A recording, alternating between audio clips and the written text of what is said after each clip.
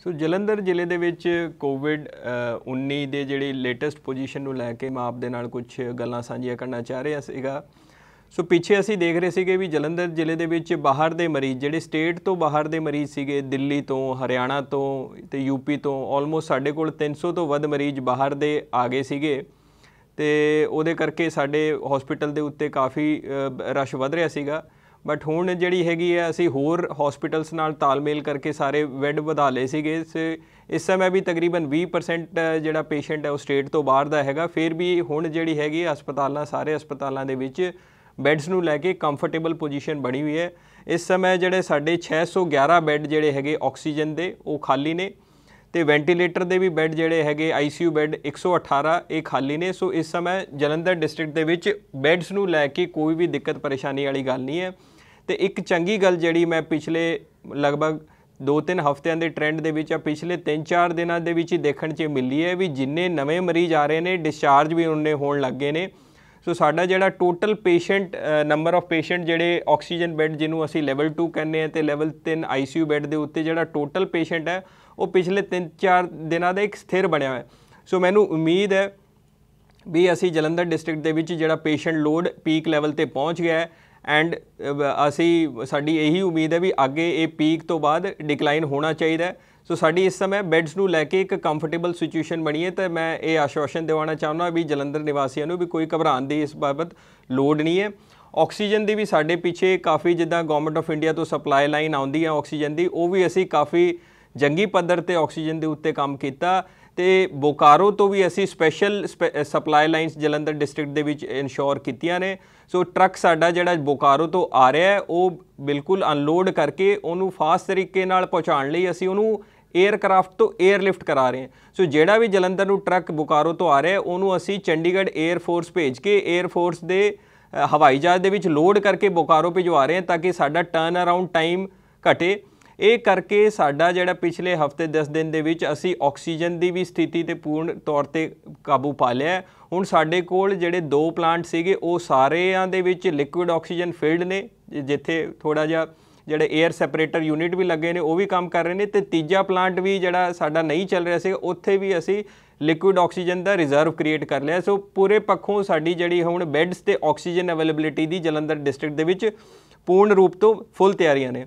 ਇੱਕ ਅਸੀਂ ਪਿੱਛੇ ਪੇਸ਼ੈਂਟਸ ਦੀ ਥੋੜ੍ਹੀ ਹੋਰ ਦਿੱਕਤ ਆ ਰਹੀ ਸੀਗੀ, ਹੌਲੀ ਹੌਲੀ ਉਹਨਾਂ ਨੂੰ ਵੀ ਐਡਰੈਸ ਕਰ ਰਹੇ ਵੀ ਅੱਜ ਕੱਲ੍ਹ ਕੀ ਦੇਖਣ 'ਚ ਆਇਆ ਟ੍ਰੈਂਡ ਵੀ ਕੋਵਿਡ ਦੇ ਮਰੀਜ਼ ਕੋਵਿਡ ਤੋਂ ਤਾਂ ਉਹ ਰਿਕਵਰ ਕਰ ਜਾਂਦੇ ਨੇ ਤਾਂ ਕੋਵਿਡ ਉਹਨਾਂ ਦੀ ਨੈਗੇਟਿਵ ਰਿਪੋਰਟ ਆ ਜਾਂਦੀ ਹੈ।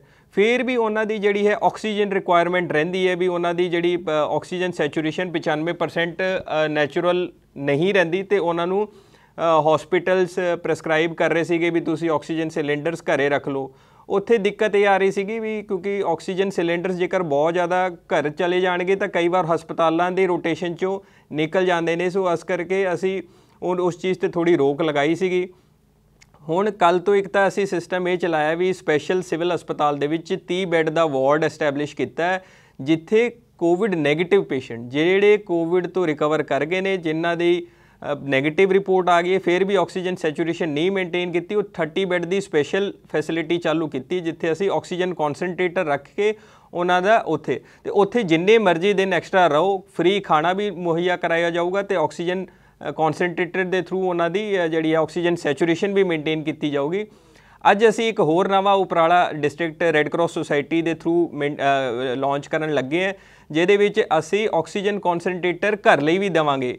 ਸੋ ਉਹਦੇ ਵਿੱਚ ਮੋਡਸ ਆਪਰੈਂਡੀ ਜਾਂ ਕਰਨ ਦਾ ਤਰੀਕਾ ਇਹ ਰਹੂਗਾ ਵੀ ਜਿਹੜਾ ਹਸਪੀਟਲ ਪ੍ਰੈਸਕ੍ਰਾਈਬ ਕਰਦਾ ਹੈ ਇੱਕ ਤਾਂ ਉਹਦੀ ਪ੍ਰੈਸਕ੍ਰਿਪਸ਼ਨ ਦੀ ਸਲਿੱਪ ਸਾਨੂੰ ਚਾਹੀਦੀ ਹੋਊਗੀ, ਉਹ ਅਸੀਂ ਜਿਹੜਾ ਹੈਗਾ ਸੈਕਰੇਟਰੀ ਰੈੱਡ ਕਰਾਸ ਨੂੰ ਉਹਦਾ ਇੰਚਾਰਜ ਬਣਾਇਆ, ਉੱਥੇ ਅਸੀਂ 30 ਆਕਸੀਜਨ ਕੌਨਸਨਟ੍ਰੇਟਰ ਦੇਵਾਂਗੇ ਤਾਂ ਕਿ ਜਿਹੜਾ ਹਸਪੀਟਲ ਦੀ ਇਹ ਜ਼ਿੰਮੇਵਾਰੀ ਹੋਏਗੀ ਵੀ ਉਹ ਆਪਣਾ ਕੋਈ ਇੱਕ ਨਰਸਿੰਗ ਸਟਾਫ ਜਿਹੜਾ ਇਹਦੇ ਵਿੱਚ ਟ੍ਰੇਨਡ ਹੋ ਘਰੇ ਜਾ ਕੇ ਪੇਸ਼ੈਂਟ ਦੇ ਉਹ ਸੈਟਅਪ ਕਰਾ ਕੇ ਚਲਾ ਕੇ ਆ ਜਾਵੇ। ਪਲੱਸ ਉੱਥੇ ਜਿਹੜਾ ਹੈਗਾ ਅਸੀਂ ਇੱਕ ਨੋਮੀਨਲ ਜਿਹਾ ਰੈਂਟ ਰੱਖਿਆ ਤਾਂ ਕਿ ਕੋਈ ਇਸ ਟਾਈਪ ਦਾ ਮਿਸਯੂਜ਼ ਨਾ ਹੋਵੇ ਵੀ ਜਿਨ੍ਹਾਂ ਨੂੰ ਲੋਡ ਨਹੀਂ ਹੈ ਉਹ ਵੀ ਲੈ ਰਹੇ ਹੋਣ ਆਕਸੀਜਨ ਕੌਨਸਨਟ੍ਰੇਟਰ। ਸੋ ਉਹ ਅਸੀਂ ਫੈਸਿਲਿਟੀ ਚਾਲੂ ਕਰਨ ਲੱਗੇ ਤਾਂ ਕਿ ਮਰੀਜ਼ਾਂ ਨੂੰ ਘਰੇ ਹੀ ਆਕਸੀਜਨ ਪਹੁੰਚਾਈ ਜਾ ਸਕੇ। ਤੇ ਇਹਦੇ ਵਿੱਚ ਸਿਰਫ ਉਹਨਾਂ ਨੂੰ ਇਹ ਧਿਆਨ ਰੱਖਣਾ ਪਏਗਾ ਵੀ ਕੋਈ ਇਲੈਕਟ੍ਰਿਸਿਟੀ ਦਾ ਬੈਕਅਪ ਜ਼ਰੂਰ ਹੋਵੇ, ਜੇਕਰ ਲਾਈਟ ਚਲੀ ਜਾਂਦੀ ਹੈ ਤਾਂ ਉੱਥੇ ਕੋਈ UPS ਦਾ ਪ੍ਰਬੰਧ ਜਾਂ ਕੋਈ ਜਨਰੇਟਰ ਦਾ ਪ੍ਰਬੰਧ ਹੋਵੇ। ਐਂਡ ਅਸੀਂ ਸੈਕਰੇਟਰੀ ਰੈੱਡ ਕਰਾਸ ਨੂੰ ਇਹ ਵੀ ਕਿਹਾ ਵੀ ਜੇਕਰ ਕੁਝ ਐਮਰਜੈਂਸੀ ਸਿਲੰਡਰ ਵੀ ਰਿਜ਼ਰਵ ਰੱਖੋ ਵੀ ਜਿਨ੍ਹਾਂ ਦੇ ਆਕਸੀਜਨ ਕਨਸੈਂਟਰੇਟਰ ਚੱਲ ਰਹੇ ਨੇ, ਕੋਈ ਇਸ ਟਾਈਪ ਦਾ ਬੈਕਅਪ ਦਾ ਇਸ਼ੂ ਆਉਂਦਾ ਤਾਂ ਇਮੀਡੀਏਟਲੀ ਉੱਥੇ ਆਕਸੀਜਨ ਸਿਲੰਡਰ ਵੀ ਮੁਹੱਈਆ ਕਰਾਇਆ ਜਾਵੇ। ਸੋ ਇਹ ਅਸੀਂ ਹੋਰ ਜਿਹੜੀ ਸਾਡੇ ਕੋਲ ਕੰਪਲੇਂਟਸ ਆ ਰਹੀਆਂ ਨੇ, ਡਿਮਾਂਡਸ ਆ ਰਹੀਆਂ ਨੇ, ਉਹਨੂੰ ਐਡਰੈਸ ਕਰਨ ਲਈ ਹੋਰ ਇਸ ਟਾਈਪ ਦੇ ਉਪਰਾਲੇ ਅਸੀਂ ਲਗਾਤਾਰ ਕਰ ਰਹੇ ਹਾਂ। ਰੈਸਟ੍ਰਿਕਸ਼ਨਸ ਨੂੰ ਵੀ ਲੈ ਕੇ ਜਿਹੜੇ ਮੈਂ ਦੇਖ ਰਿਹਾ ਹੋਰ ਅਸੀਂ ਜਲੰਧਰ ਦੇ ਵਿੱਚ ਵੱਧ ਤੋਂ ਵੱਧ ਜਿਹੜੀ ਛੂਟ ਦਿੱਤੀਆਂ ਨੇ। ਜਿਹੜੀ ਨਾਨ ਐਸੈਂਸ਼ੀਅਲ ਦੁਕਾਨਾਂ ਨੇ ਉਹ ਵੀ 3 ਵਜੇ ਤੱਕ ਖੁੱਲ੍ਹੀਆਂ ਰਹਿੰਦੀਆਂ ਨੇ। ਮੈਂ ਦੇਖ ਰਿਹਾ ਸੀਗਾ ਜਿੱਦਾਂ ਲੁਧਿਆਣੇ ਸਾਰਾ ਕੁਝ 12 ਵਜੇ ਬੰਦ ਹੋ ਜਾਂਦਾ ਹੈ। ਅੰਮ੍ਰਿਤਸਰ ਦੇ ਵਿੱਚ ਵੀ ਜਿਹੜੇ ਔਡ ਈਵਨ ਜਾਂ ਲੈਫਟ ਰਾਈਟ ਦਾ ਸਿਸਟਮ ਹੈ, ਅਸੀਂ ਨਾਨ ਐਸੈਂਸ਼ੀਅਲ ਕੈਟੇਗਰੀਜ਼ ਨੂੰ ਛੂਟ ਦਿੱਤੀਆਂ ਨੇ ਤਾਂ ਕਿ ਛੋਟੇ ਦੁਕਾਨਦਾਰਾਂ ਦਾ ਹੋਰ ਅੰਦਰ ਨੁਕਸਾਨ ਨਾ ਹੋਵੇ।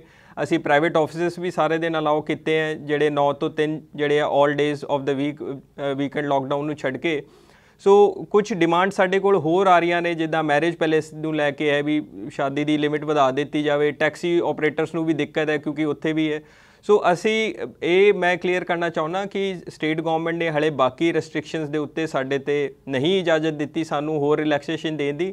ਉਹ ਜਿੱਦਾਂ ਵੀ ਸਾਡਾ ਰਾਬਤਾ ਕਾਇਮ ਹੁੰਦਾ ਸਟੇਟ ਗੌਰਮੈਂਟ ਦੇ ਨਾਲ, ਅਸੀਂ ਇਹ ਫੀਡਬੈਕ ਲੈ ਕੇ ਜਾਵਾਂਗੇ ਕਿਉਂਕਿ ਕੇਸਿਸ ਹਲੇ ਪੰਜਾਬ ਦੇ ਵਿੱਚ ਓਵਰਆਲ ਹਲੇ ਪੀਕ ਨਹੀਂ ਕੀਤੇ ਹੈ ਅਤੇ ਸ਼ਾਇਦ ਉੱਥੇ ਇਹ ਕੰਸਰਨ ਬਣਿਆ ਹੋਇਆ ਕਿਤੇ ਕੋਈ ਹੋਰ ਪਾਸੇ ਕੇਸਿਸ ਵੱਧ ਨਾ ਜਾਣ। ਤਾਂ ਇਸ ਕਰਕੇ ਪਰ ਅਸੀਂ ਡਿਮਾਂਡ ਜਿਹੜੀ ਹੈ ਬਾਕੀ ਸੈਕਸ਼ਨਸ ਦੀ ਵੀ ਅਸੀਂ ਰੱਖ ਰਹੇ ਹਾਂ। ਜੇਕਰ ਕੋਈ ਹੋਰ ਤੁਹਾਡੀ ਵੀ ਡਿਮਾਂਡ ਹੈ, ਤੁਸੀਂ ਵੀ ਇੱਥੇ ਖਾਸ ਕਰ ਜਿਹੜਾ ਸਾਡਾ ਡਿਸਟ੍ਰਿਕਟ ਐਡਮਿਨਿਸਟ੍ਰੇਸ਼ਨ ਦਾ ਫੇਸਬੁੱਕ 'ਤੇ ਜਿੱਥੇ ਅਪਲੋਡ ਹੁੰਦਾ ਉੱਥੇ ਤੁਸੀਂ ਕਮੈਂਟ ਸੈਕਸ਼ਨ ਦੇ ਵਿੱਚ ਆਪਣੀ ਡਿਮਾਂਡ ਰੱਖ ਸਕਦੇ ਹੋ, ਅਸੀਂ ਉਹਨੂੰ ਵੀ ਟੇਕਅਪ ਕਰਾਂਗੇ। ਸੋ ਕੁਝ ਵੈਕਸੀਨੇਸ਼ਨਸ ਨੂੰ ਲੈ ਕੇ ਵੀ ਕੰਸਰਨ ਸੀਗੇ ਕਿਉਂਕਿ ਇਹ ਗੱਲ ਠੀਕ ਹੈ ਵੀ ਜਿਹੜੀ ਅਸੀਂ ਪੰਜਾਬ ਗੌਰਮੈਂਟ ਤੋਂ ਡਿਮਾਂਡ ਗੌਰਮੈਂਟ ਆਫ ਇੰਡੀਆ ਨੂੰ ਭੇਜ ਰਹੇ ਹਾਂ ਉਹ ਪੂਰੀ ਨਹੀਂ ਮਿਲ ਰਹੀ ਹੈ, ਉਹ ਆਲਮੋਸਟ 1/3 ਹੀ ਮਿਲ ਰਹੀ ਹੈ। ਸੋ ਇਸ ਕਰਕੇ ਉਹ ਡਿਸਟ੍ਰਿਕਟਸ ਨੂੰ ਵੀ ਤਕਰੀਬਨ 1/3 ਡਿਮਾਂਡ ਹੀ ਦੇ ਅਗੇਂਸਟ ਹੀ ਮਿਲ ਰਹੀ ਹੈ। ਸੋ ਅਸੀਂ ਸਾਨੂੰ ਆਲਮੋਸਟ 15-16 ਹਜ਼ਾਰ ਵੈਕਸੀਨਸ ਮਿਲਦੀਆਂ ਨੇ ਹਰ ਤੀਜੇ ਦਿਨ, ਪਰ ਜਿਹੜੀ ਸਾਡੀ ਆਰਾਮ ਨਾਲ ਅਸੀਂ 10 ਹਜ਼ਾਰ ਦੇ ਆਸ-ਪਾਸ ਤਾਂ ਡੇਲੀ ਲੱਗ ਜਾਂਦੀਆਂ ਨੇ। ਸੋ ਇਸ ਕਰਕੇ ਉਹ ਜ਼ਰੂਰ ਦਿੱਕਤ ਆ ਰਹੀ ਹੈ, ਬਟ ਇਹ ਅਸੀਂ ਗੌਰਮੈਂਟ ਆਫ ਇੰਡੀਆ ਨਾਲ ਲਗਾਤਾਰ ਟੇਕਅਪ ਕਰ ਰਹੇ ਹਾਂ ਵੀ ਪੰਜਾਬ ਦਾ ਕੋਟਾ ਵਧਾਇਆ ਜਾਵੇ। ਸੋ ਉਸ ਦੇ ਉੱਤੇ ਪੂਰਾ ਉਪਰਾਲਾ ਲੱਗੇ ਹੋਏ ਆ। ਅਤੇ ਇਹ ਵੀ ਅਸੀਂ ਇੱਥੇ ਮੈਂ ਕਲੀਅਰ ਕਰਨਾ ਚਾਹੁੰਦਾ ਵੀ ਕਿਸੇ ਦੇ ਫਸਟ ਡੋਜ਼ ਲੱਗੀ ਹੈ ਤਾਂ 6 ਹਫ਼ਤੇ ਤੋਂ 2 ਮਹੀਨੇ ਵੀ ਹੋ ਜਾਂਦੇ, 2.25 ਮਹੀਨੇ ਵੀ ਹੋ ਜਾਂਦੇ, ਤਾਂ ਕੋਈ ਐਡਵਰਸ ਰਿਐਕਸ਼ਨ ਵਾਲੀ ਕੋਈ ਘਬਰਾਉਣ ਵਾਲੀ ਲੋੜ ਨਹੀਂ ਹੈ। ਜਿੱਦਾਂ ਵੀ ਸਾਡੇ ਕੋਲ ਹੁਣ ਸਪਲਾਈ ਕਿਉਂਕਿ ਘੱਟ ਆ ਰਹੀ ਹੈ ਪਿੱਛੇ ਤੋਂ, ਅਤੇ ਇਹ ਅਸੀਂ ਪ੍ਰਾਇਰਟਾਈਜ਼ ਕਰਾਂਗੇ ਵੀ ਜਿਨ੍ਹਾਂ ਦੀ ਦੂਜੀ ਡੋਜ਼ ਲੱਗਣੀ ਹੈ ਉਹਨਾਂ ਨੂੰ ਪ੍ਰਾਇਰਟੀ ਦੇ ਆਧਾਰ 'ਤੇ ਕਲੀਅਰ ਕੀਤਾ ਜਾਵੇ ਤਾਂ ਕਿ ਜਿਹੜਾ ਉਹ ਬੂਸਟਰ ਡੋਜ਼ ਹੈ ਉਹਦਾ ਜ਼ਿਆਦਾ ਪ੍ਰਭਾਵ ਪੈ ਸਕੇ। ਇਸ ਤੋਂ ਇਲਾਵਾ ਜਿਹੜੀ ਹੋਰ ਸਾਨੂੰ ਹੌਸਪੀਟਲ ਬੈੱਡ ਅਵੇਲੇਬਿਲਿਟੀ ਹੈ, ਮੈਂ ਦੱਸਿਆ ਤੁਹਾਨੂੰ ਇਹ ਸਾਡੀ ਸਾਰੀ ਸਫੀਸ਼ੀਐਂਟ ਹੈ।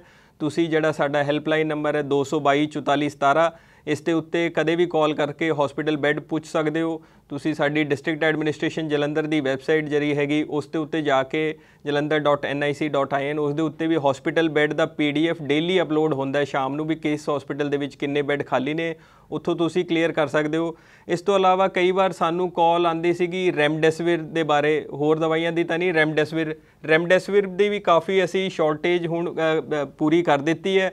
ਹਸਪਤਾਲਾਂ ਦੇ ਵਿੱਚ ਤਕਰੀਬਨ ਰੋਜ਼ 400-500 ਰੈਮਡੈਸਿਵਿਰ ਦੇ ਇੰਜੈਕਸ਼ਨ ਭੇਜੇ ਜਾ ਰਹੇ ਨੇ। ਉਹ ਹਸਪਤਾਲਾਂ ਦਾ ਗਰੁੱਪ ਇੱਕ ਬਣਿਆ ਹੋਇਆ ਸਾਰੇ, ਉੱਥੇ ਵੀ ਅਸੀਂ ਪੋਸਟ ਕਰ ਦਿੰਦੇ ਵੀ ਕਿਸ ਹਸਪਤਾਲ ਨੂੰ। ਸੋ ਬਾਈ and large ਰੈਮਡੈਸਿਵਿਰ the we position comfortable ਹੈ। ਫਿਰ ਵੀ ਕਿਸੇ ਨੂੰ ਕੋਈ ਰੈਮਡੈਸਿਵਿਰ ਦੀ ਸ਼ਾਰਟੇਜ ਆਉਂਦੀ ਹੈ ਤਾਂ 222 44 17 ਦੇ ਉੱਤੇ ਤੁਸੀਂ ਪੁੱਛ ਸਕਦੇ ਹੋ, ਅਸੀਂ ਜ਼ਰੂਰ ਉੱਥੇ ਪਹੁੰਚਾ ਦੇਵਾਂਗੇ ਰੈਮਡੈਸਿਵਿਰ।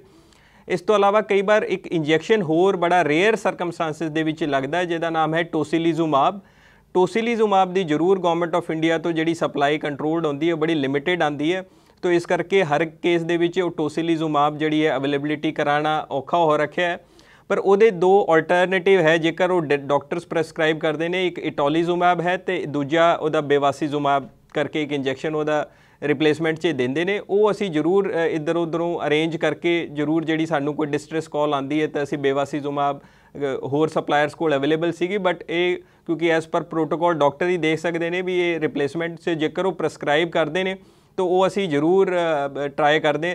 ਸੋ ਇਹਦਾ ਟੋਸੀਲੀਜ਼ੂਮਾਬ ਦਾ ਤਾਂ ਨਹੀਂ, ਬਟ ਬੇਵਾਸੀਜ਼ੂਮਾਬ ਦੀ ਇੰਜੈਕਸ਼ਨ ਜਿਹੜੇ ਰਿਪਲੇਸਮੈਂਟ ਹੈ ਉਹ ਵੀ ਅਸੀਂ 222 44 17 'ਤੇ ਤੁਸੀਂ ਫ਼ੋਨ ਕਰ ਸਕਦੇ ਹੋ ਕਿਉਂਕਿ ਉਹਦੀ ਅਵੇਲੇਬਿਲਿਟੀ ਹਲੇ ਵੀ ਥੋੜ੍ਹੀ ਠੀਕ ਬਣੀ ਹੋਈ, ਤਾਂ ਅਸੀਂ ਇੱਧਰ ਉੱਧਰੋਂ ਹਰ ਹਿੱਲੇ ਕੋਸ਼ਿਸ਼ ਕਰਕੇ ਜ਼ਰੂਰ ਇਨਸ਼ੋਰ ਕਰਾਵਾਂਗੇ ਵੀ ਜਲੰਧਰ ਨਿਵਾਸੀਆਂ ਨੂੰ ਇਹ ਇੰਜੈਕਸ਼ਨ ਵੀ ਮਿਲ ਜਾਵੇ ਜਿਹੜਾ ਕਿ ਅਦਰਵਾਈਜ਼ ਬੜਾ ਰੇਅਰ ਹੈ।